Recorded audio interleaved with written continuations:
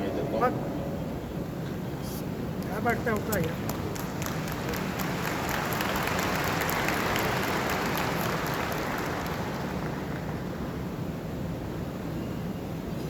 बहुत कम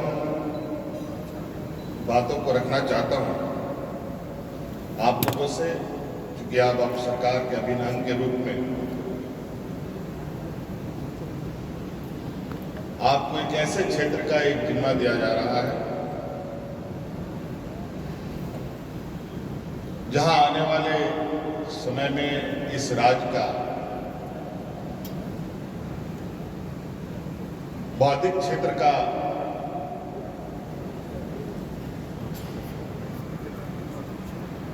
आयाम कैसा हो, ये अब आप लोग तय करें। हमारे आने वाली पीढ़ी अपने पैरों पर कैसे खड़ा हो,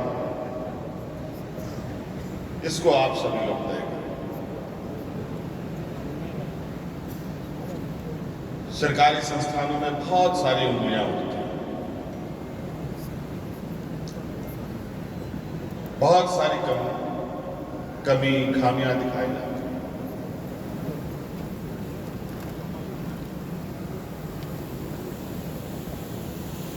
कुछ खबरें सही भी होती हैं, कुछ खबरें गलत भी होती हैं। कुल मिला जुला करके सरकार की जो एक जिम्मेवारी है, इतनी बड़ी जिम्मेवारी होती है,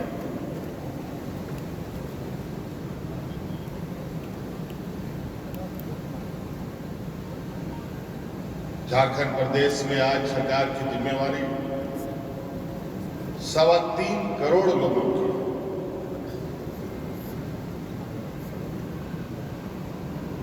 सभी लोग, सरकारी कर्मचारी, IAS IPS पदाधिकारी, बूढ़ा बुजुर्ग, किसान, महिला, बच्चे, नौजवान छात्र छात्राएं, हर वर्ग, यहां तक कि हवा पानी, उन सब की भी जिम्मेवारी सरकार की। विधि व्यवस्था हर चीज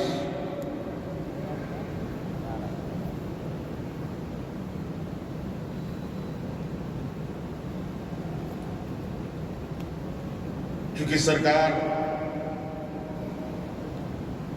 आम लोगों के द्वारा चुनी जाती है, ये मैं मानता हूं कि सरकार की प्रथम जिम्मेवारी हर विषय में, लेकिन उसके अंदर राज्य के नागरिकों की भी एक जिम्मेवारी है, अलग अलग तरीके से हर एक की जिम्मेवारी।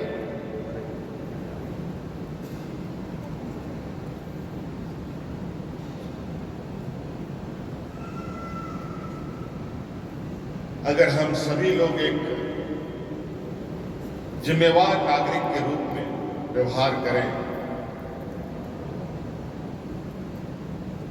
और सरकार एक जिम्मेवारी सरकार के रूप में व्यवहार करे, तो मुझे नहीं लगता कि किसी भी राज्य पर और किसी भी सरकार पर, किसी भी व्यक्ति पर कोई उंगली खड़ा कर सकता है, उस पर कोई गलत टिप्पणी कर सकता है।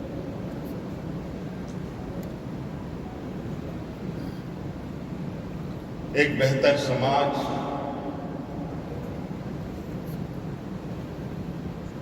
और राज्य के अंदर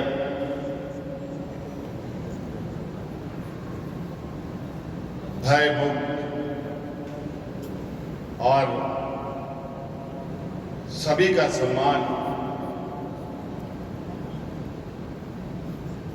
और अपनी जो एक सिविक सेंस है, अगर हम उसको मजबूत करें तो बहुत बड़ा बदलाव हो सकता है।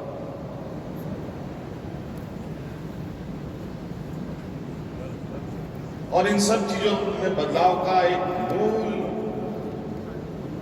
कारण है क्या है? नहीं तो क्या है, इंसान भी एक जानवर ही है।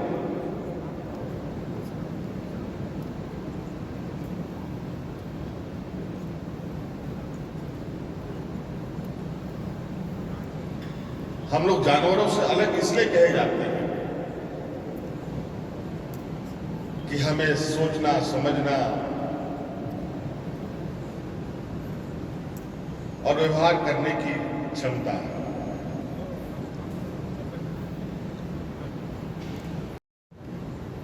और जैसे व्यवहार हम करते हैं,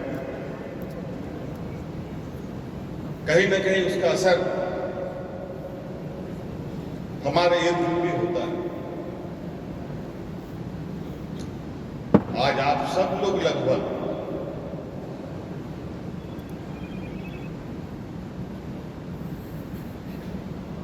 बौद्धिक रूप से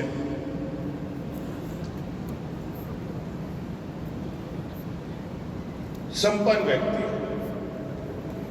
हाँ, यहाँ उपस्थित लोगों में किसी की आय अधिक हो सकती है, किसी की आय कम हो सकती है, ये जरूर हो सकता है। लेकिन आप सबों में एक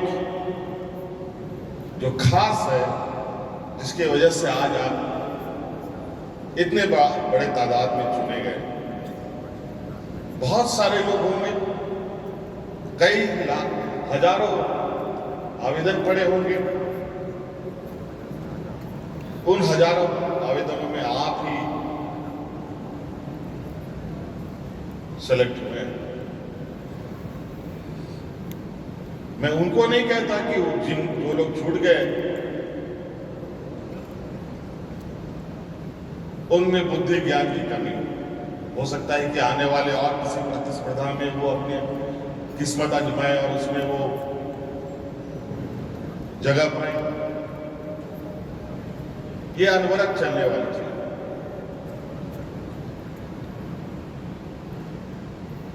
मुझे तो याद भी नहीं, अभी तो लगभग 2 साल भी हमारे सरकार के नहीं हुए, जो पिछले कार्यकाल का मैं देखूं तो लगभग हम लोगों ने 55,000 से अधिक लोगों को नियुक्ति दिया था। और इस कार्यकाल में तो सरकार बनने के दूसरे महीने से नियुक्ति आई थी। कल परसों भी कुछ दिन पहले हम लोगों ने बड़े पैमाने में स्वास्थ्य विभाग और अन्य अलग अलग जगहों पर लोगों को तैनात किया कि सरकार की आंख कान नाक बने आप सबको।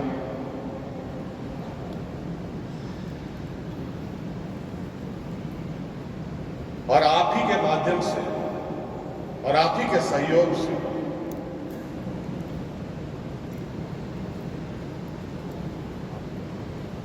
झारखंड जैसे चुनौती राज्यों में बौद्धिक विकास की रोशनी को और जगमगाने का हमारा यह प्रयास है। आप सबको पता है, झारखंड का सामाजिक ताना बाना, यहाँ का भौगोलिक और प्राकृतिक व्यवस्थाएं कैसी है।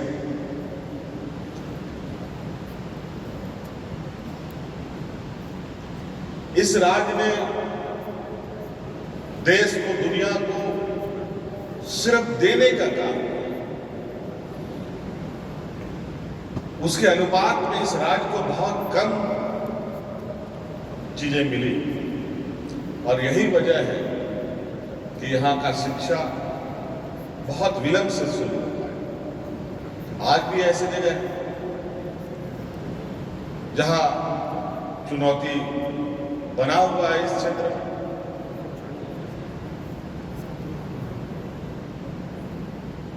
आज उस चुनौती को भेदने की जिम्मेवारी इतनी बड़ी संख्या को हम लोगों ने दिया है।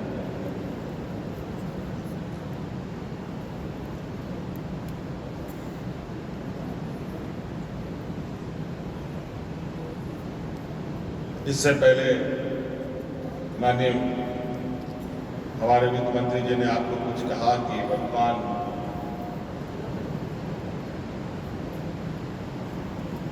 राजनीतिक परिस्थितियों में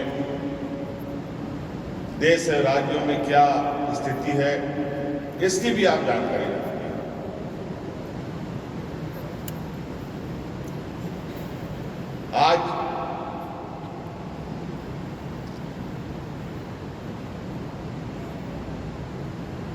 किस तरीके का वातावरण तैयार हो रहा है, सिर्फ और सिर्फ राजनीतिक हितों को साधने के लिए। ये वातावरण ठीक नहीं है।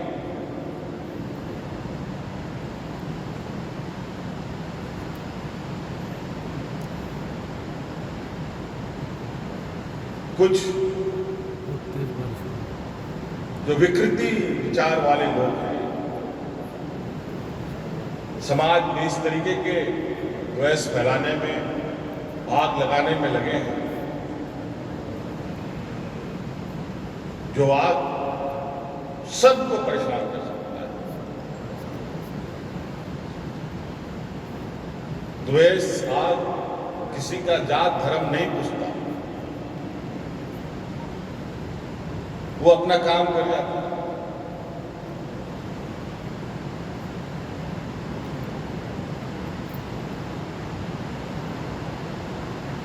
तो ये भी हम ध्यान रखें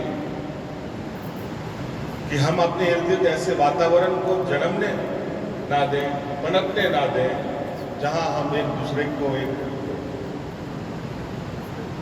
अलग अलग नजरों से देखें। अब आप लोग सभी सहायक शिक्षक हैं। अगर आप लोगों में ही द्वेष उत्पन्न होगा तो जो जिम्मेवारी मिली है सबसे पहले नुकसान उसको, फिर उसके बाद आप दोनों में से किसी को नुकसान हो या दोनों को नुकसान हो सकता है।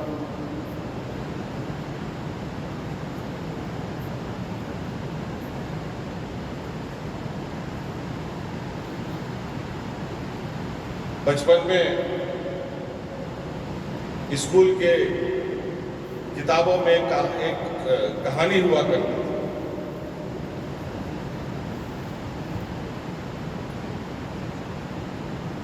कि एक अकेला मात्र लकड़ी को तोड़ना बहुत आसान है, लेकिन वो लकड़ियों का जब गठरी बन जाता है उसको तोड़ना बहुत कठिन।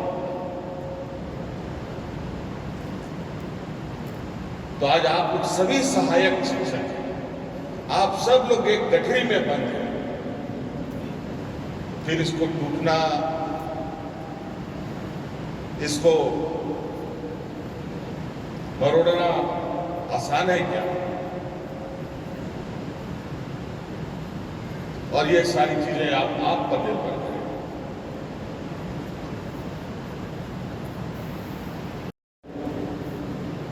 इंस्टाग्राम, फेसबुक देखते हैं। मैंने कल परसों एक इंस्टाग्राम में देखा, महाराष्ट्र का एक आंगनबाड़ी सेविका 3 साल की एक बच्ची को बहुत बुरी तरीके से व्यवहार कर रही है। अंतोगत और सोशल मीडिया की खबर सरकार तक पहुंचा और उस महिला को दंडित भी किया। उसी प्रकार हमने एक स्कूल का भी खबर देखा, जहां छोटे से बच्चे के साथ किस तरीके से बर्बरता हो रही है।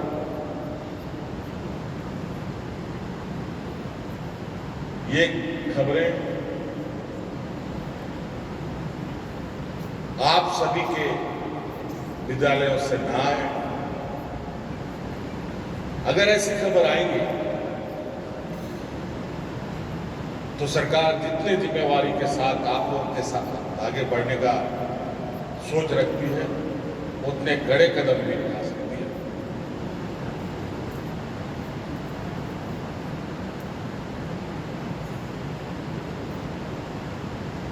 सरकार की चीजों पर,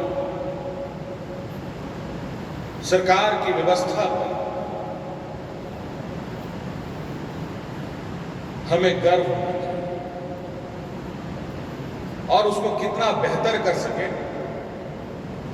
इस पर हमें काम करना चाहिए। आज कहीं ना कहीं हम अपनी व्यवस्था को कमजोर करते हैं, जिसका वजह से जो प्राइवेट संस्थानें हैं वो अपनी मिसाल बैठा रहे हैं। और यही परिकल्पना थी कि जहां हमारे सरकारी स्कूलों पर उंगलियां उठाई जाती थी, वहीं पर मुख्यमंत्री उत्कृष्ट विद्यालय उसके पैरेलल हम लोगों ने खड़ा किया और आज जहां 9,000 10,000 सीटें हैं, 40,000 बच्चों का एप्लीकेशन आता है उसमें फॉर्म भरने का।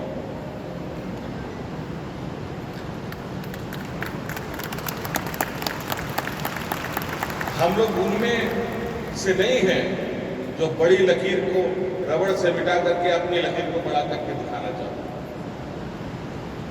हम अपनी व्यवस्था को इस तरीके से स्थापित करना चाहते हैं जहां हमें सुकून मिले, हमें गर्व। आज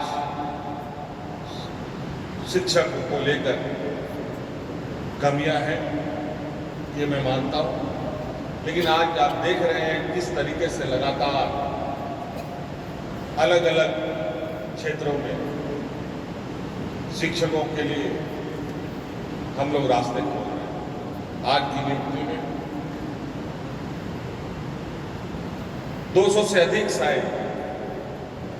साइंस के भी यहाँ पर शिक्षक को नियुक्ति मिली। हमेशा से ये हमारे कानों तक आता रहा कि सरकारी स्कूल के बच्चे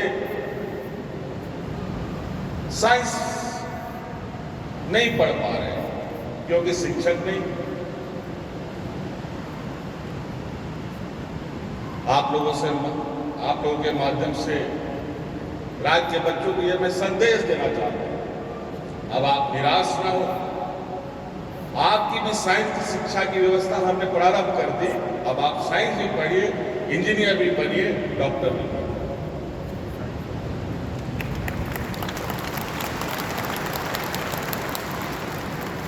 ये हम सब लोगों के लिए चुनाव है।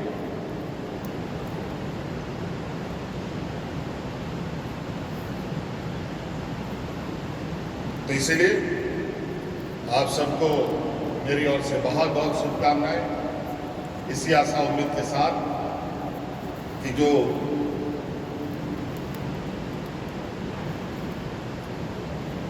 देश में अग्रणी राज्य आपको मालूम है, उन अग्रणी राज्यों का एक ही कारण है, शिक्षा। वो राज्य बेहतर शिक्षा की दिशा में आगे बढ़े तो राज्य वो अग्रणी राज्य है। हम भी बढ़ सकते थे, ऐसे नहीं है कि ये राज्य पीछे रह सकता है, लेकिन दुर्भाग्यवश कि इस राज्य को सिर्फ एक चारागाह के रूप में देखा गया। यहाँ के खनिज संपदाओं को निकालो, देश दुनिया की अर्थव्यवस्था में हिस्सा दो, लेकिन यहाँ के लोग अपने पैरों पर कैसे खड़ा हो, इसकी चिंता कर रही है।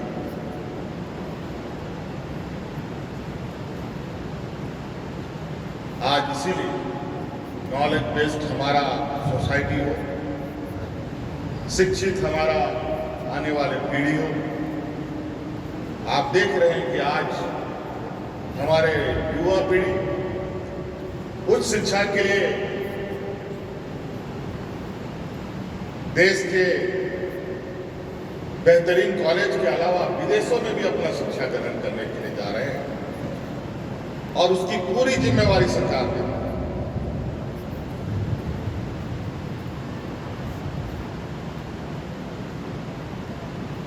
तो इसलिए शिक्षकों का एक बहुत बड़ा भूमिका समाज को दिशा दिखाने में, समाज में बेहतर वातावरण बनाने में भूमिका होती है।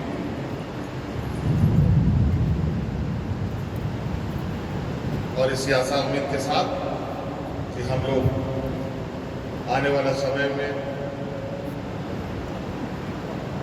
शिक्षा के इस गति को और रफ्तार देंगे और इसके लिए जो भी आवश्यक कदम होगा सरकार उठाएगी।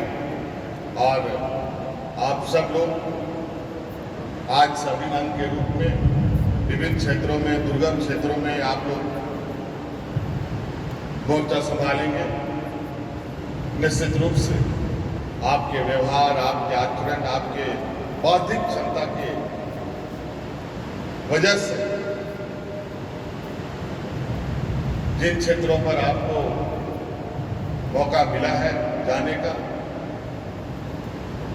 उन क्षेत्रों का लोगों का सम्मान आपके प्रति बढ़े और उनके बौद्धिक विकास में अपनी भूमिका निभाए। आप सबको धन्यवाद।